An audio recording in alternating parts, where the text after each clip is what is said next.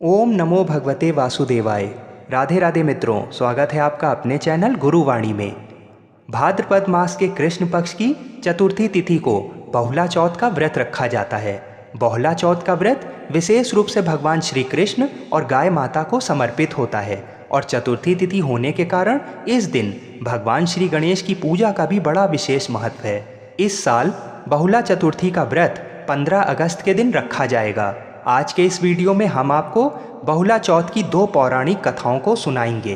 कहते हैं बहुला चौथ का व्रत रखने से या इसकी कथा सुनने मात्र से संतान के ऊपर आने वाले सभी कष्ट मिट जाते हैं। तो आइए भगवान श्री लक्ष्मी नारायण जी के चरणों का ध्यान करते हुए बहुला चतुर्थी की व्रत कथा को सुनते हैं। जब भगवान विष्णु का कृष्ण रूप में अवतार हुआ तब इनकी लीला में शामिल होने के लिए देवी देवताओं ने भी गोप गोपियों का रूप लेकर अवतार लिया।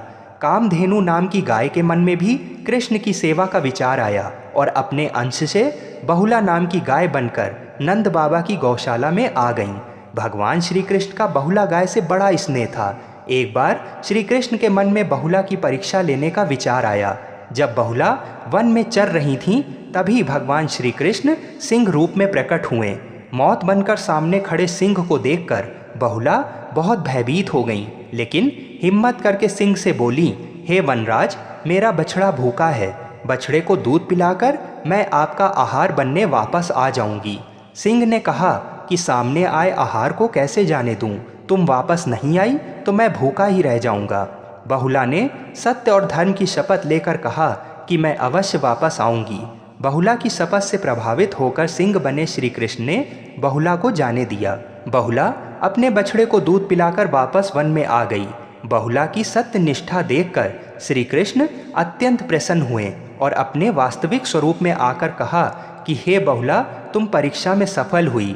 अब से भाद्रपद चतुर्थी के दिन गौ माता के रूप में तुम्हारी पूजा होगी। तुम्हारी पूजा करने वाले को धन और संतान का सुख हमेशा मिलता रहेगा। आइए अब बहुला चौथ की दूसरी व्रत कथा को सुनते हैं।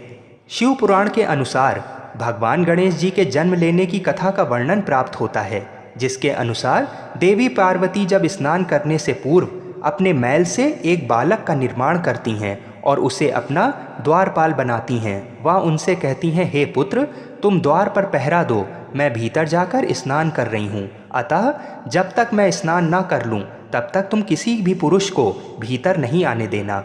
जब भगवान शिव आए तो गणेश जी ने उन्हें द्वार पर रोक लिया और उन्हें भीतर नहीं जाने दिया। इससे शिव जी बहुत क्रोधित हुए और बालक गणेश का सिर धड़ से अलग कर दिया। अपने पुत्र का सिर धड़ से अलग हुए देख माता पार्वती दुखी और क्रोधित हो उठीं। अतः उनके दुख को दूर करने के लिए भगवान शिव के निर्देश अनुसार उनके गण उत्तर दिशा में सबसे पहले मिले जीव का सिर काटकर ले आते हैं, जो कि एक हाथी का सिर होता है, और शिव भगवान ने गज के उस मस्तक को बालक के धड़ पर रखकर उसे पुनर्जीवित कर देते हैं। तब पार्वती जी खुश होकर पुत्र गणेश को हृदय से लगा लेती हैं तथा उन्हें सभी देवताओं में अग्रणी होने का आशीर्वाद देती हैं। ब्रह्मा विष्णु महेश ने उस बालक को सर्वाध्यक्ष घोषित करके अग्रपूज होने का वरदान दिया।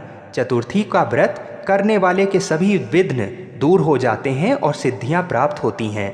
बोलिए श्री राधा कृष्ण भगवान की जय। भगवान शिव और माता पार्वती की सदा ही जय।